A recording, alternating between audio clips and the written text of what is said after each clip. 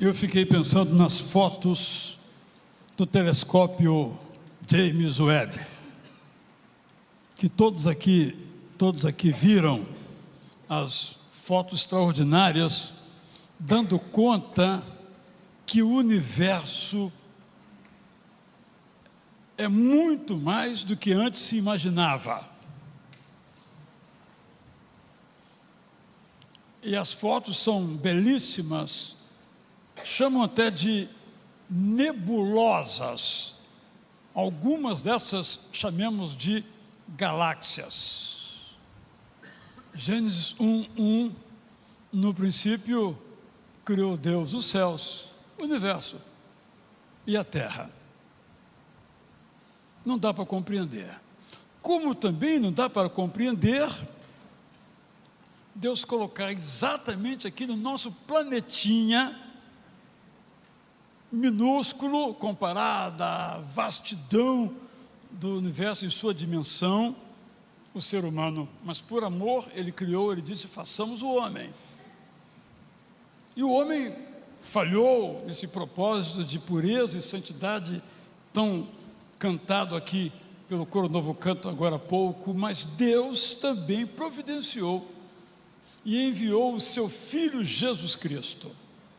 Por isso, se Gênesis 1:1 começa dizendo, no princípio criou Deus os céus e a terra, o Evangelho de João começa também assim. No princípio era o Verbo estava com Deus, o Verbo era Deus, Ele estava no princípio com Deus, todas as coisas, estas do universo todo, foram criadas por Ele, e sem Ele nada do que foi feito se fez.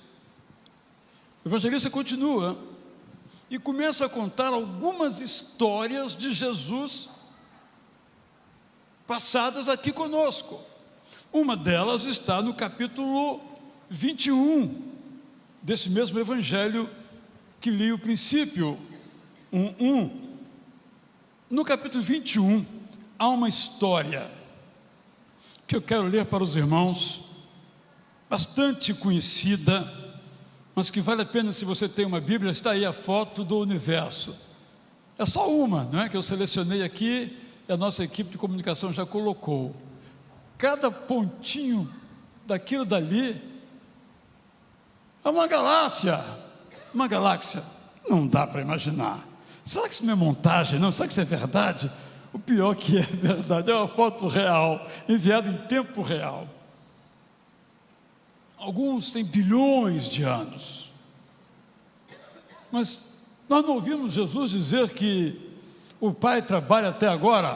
A criação continua. E hoje nós somos também aqui na terra os criadores, os co-criadores da obra de Deus. E João, o evangelista, foi um destes. E registrou então a seguinte história.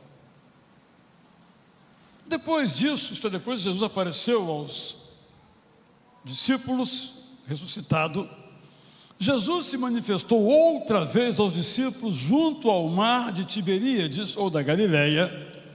Foi assim que ele se manifestou. Estavam juntos Simão Pedro, Tomé, chamado Dídimo, Natanael, que era de Caná da Galileia, os filhos de Zebedeu e mais 2 discípulos de Jesus. Simão Pedro disse aos outros, precisamos voltar um pouquinho no tempo. Esses 12, agora aqui 11, porque um traiu a Jesus, Judas Iscariotes, como nós sabemos, e aqui não são 13, são a metade do grupo, estava desolado, essa é a palavra. Eles só entenderam o que estava acontecendo aos poucos. Irmãos, veja bem, você perde uma pessoa da sua família e essa pessoa aparece você ressuscitado, você acredita? Não, alucinação, estou maluco, estou doida, ou algo similar. Só que no caso de Jesus, ele tinha avisado, eu vou ressuscitar ao 3º dia, mas ninguém ouviu aquilo, deve ser maluquice do nosso mestre. Então eles estavam desolados. O que faremos agora de nossas vidas? Se lembram quando Jesus chamou um a um os seus apóstolos, eles largaram tudo e imediatamente o seguiram, largaram os seus barcos, a coletoria, qualquer coisa que faziam e foram seguir a Jesus. E agora Jesus vai embora. Como é que fica o nosso projeto de vida? Esse é o momento vivenciado então. Nesse momento Jesus ao longe acompanha Simão Pedro dizendo aos outros: vou pescar. Pedro era o quê? Antes de ser um pescador de homens, era um pescador de peixe. Vou voltar à minha antiga profissão, sempre fiz isso, é o que eu vou fazer. Mal comparando, você tem um emprego, resolve mudar de emprego, fica lá anos naquele emprego, demitem-no, e você volta a fazer aquele primeiro emprego, aquilo que você sabia fazer. Mais ou menos isso. Os outros responderam: nós também vamos com você. Não tinha alternativa de vida. Entraram no barco, mas naquela noite não pegaram nada. Ao romper o dia, isto é, a noite, tentativa desesperada deles pescar alguma coisa, voltar à antiga profissão, ganhar algum dinheiro, se alimentar. Jesus estava na praia ao romper do dia, mas os discípulos não reconheceram que era ele. Eles estavam dentro d'água, lá no meio do mar da Galileia, e Jesus passeava na areia, a uma distância de talvez 200 metros, dava para ver, mas eles não reconheceram que era ele. Jesus lhes perguntou, elevou a voz, deu um grito: filhos! Ecoou na imensidão das águas: será que vocês têm aí alguma coisa para a gente comer? Eles responderam: não. Jesus disse: joguem a rede à direita do barco, por que não à esquerda? À direita do barco, e vocês acharão.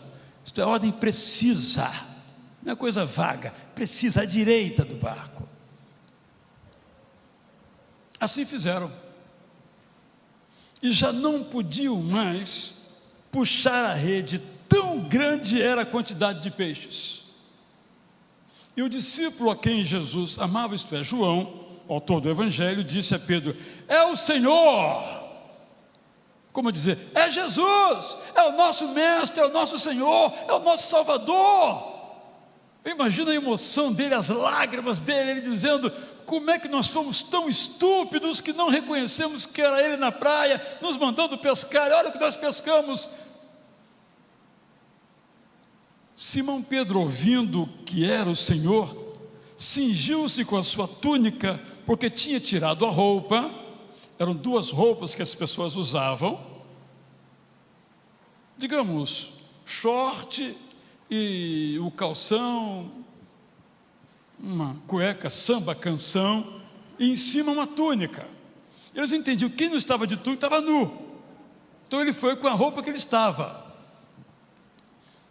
que era uma túnica, porque tinha tirado a roupa, exceto o shortão, o samba canção, e lançou-se ao mar.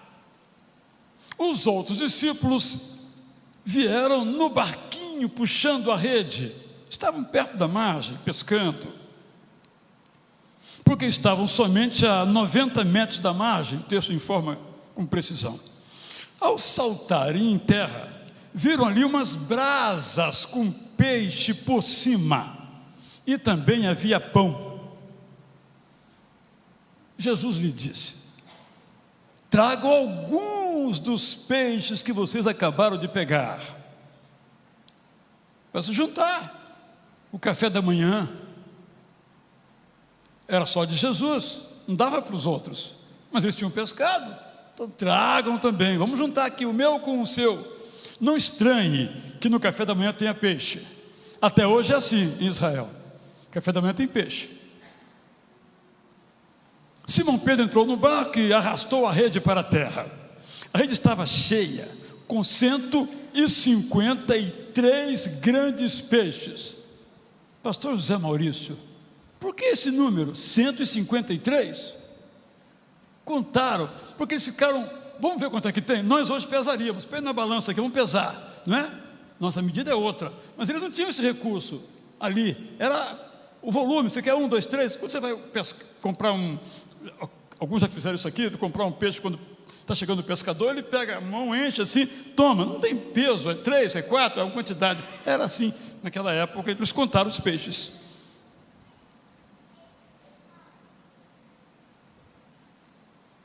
Jesus disse a eles: venham comer.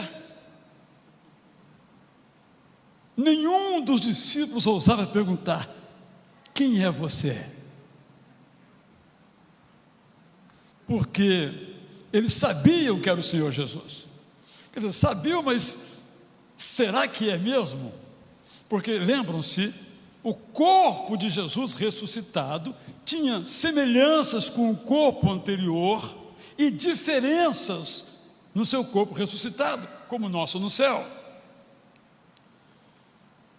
Jesus veio, pegou o pão e deu a eles. Depois fez a mesma coisa com o peixe. Diz o evangelista: e esta já era a terceira vez que Jesus se manifestava aos seus discípulos depois de ressuscitado dentre os mortos. A história por si mesma nos fala. Nós lemos no verso 2 que estavam juntos Simão Pedro, Tomé, Natanael, os filhos de Zebedeu e mais 2, e os outros perderam a oportunidade desse café da manhã sensacional. Nós também na vida perdemos muitas oportunidades por não estarmos perto de Jesus. O verso 3 nos dá uma outra informação. Eles tentaram pescar a noite toda, mas não pegaram nada.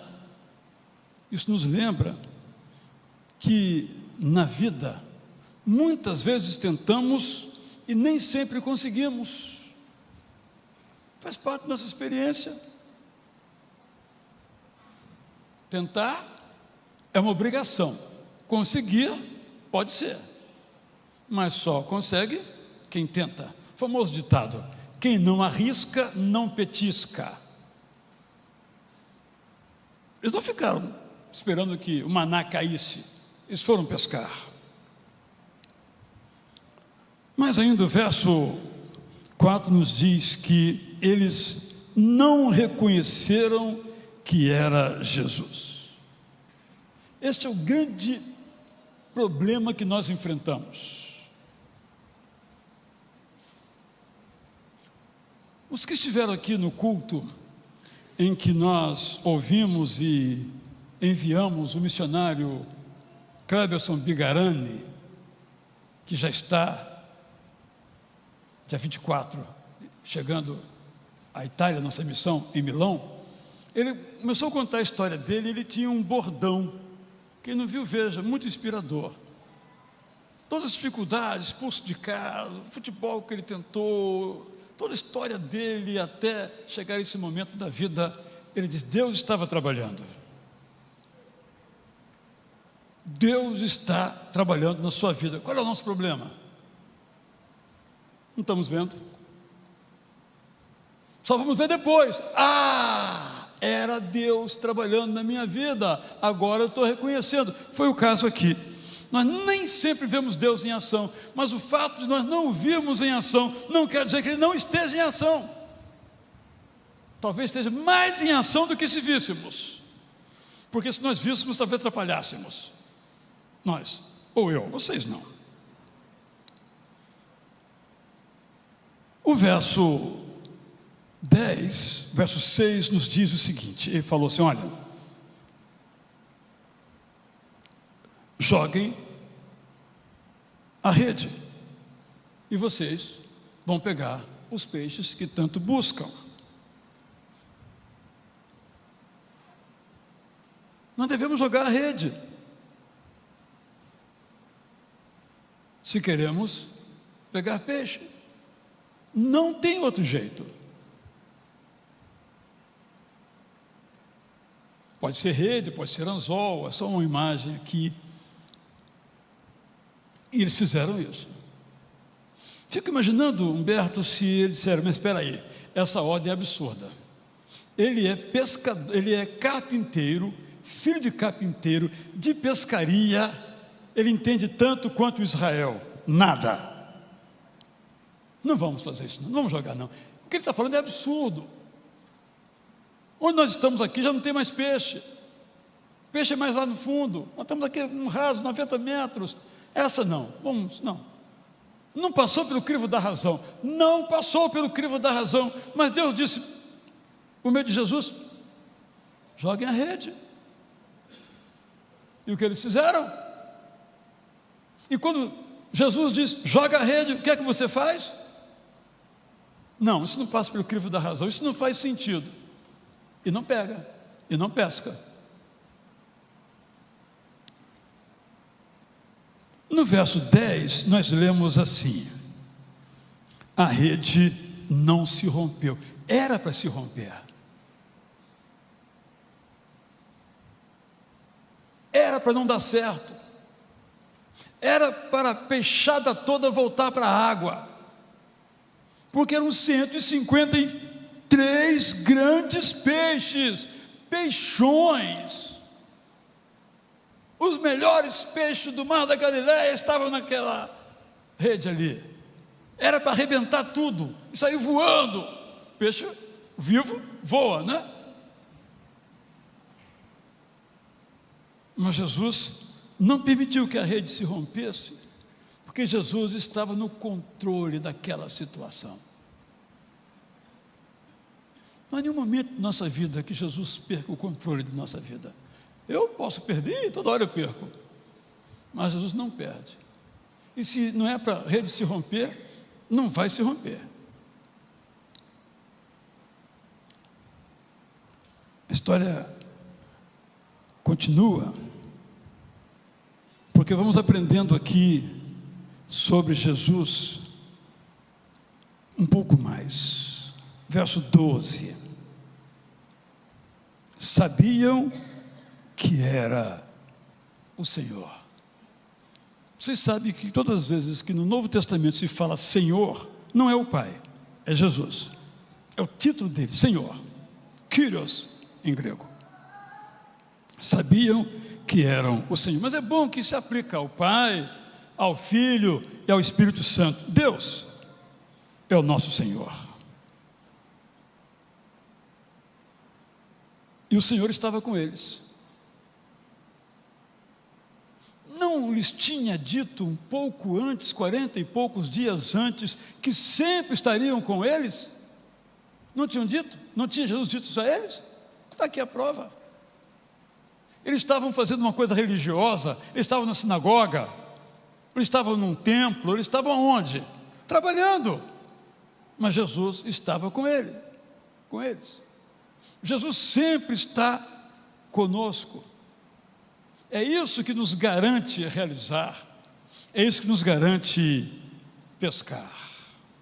Espero, irmão e irmã, que essa história, por si mesmo profunda, possa tocar no seu coração. Não sei em que momento da sua vida você está, talvez como aqueles discípulos desolados, sem esperança, perdendo oportunidades na vida, tentando e não conseguindo, não vendo Deus em ação, mas assim mesmo jogue a rede, sabendo que Deus está com você e não permitirá que a sua rede, quando colher os frutos, se rompa, sabendo que Deus está com você todos os dias, toda e qualquer situação. Pai nosso, obrigado por tua palavra que excede a nossa compreensão. Mas como orou o irmão Josinete agora há pouco, é o teu Santo Espírito a nos confortar e a nos fortalecer. Damos-te graças por essa maravilhosa palavra que nos pastoreia os corações. Te agradecemos em nome de Jesus. Então vamos continuar cantando.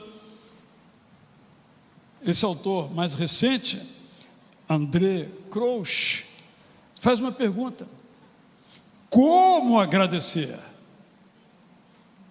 Nós vamos cantar agora aqui, mas eu acho que cada um de nós tem que dar a resposta. O louvor é uma resposta, é uma gratidão com cânticos. Há outras respostas. Deus continua trabalhando até agora. Lá nas galáxias que você está vendo ali, é com Ele.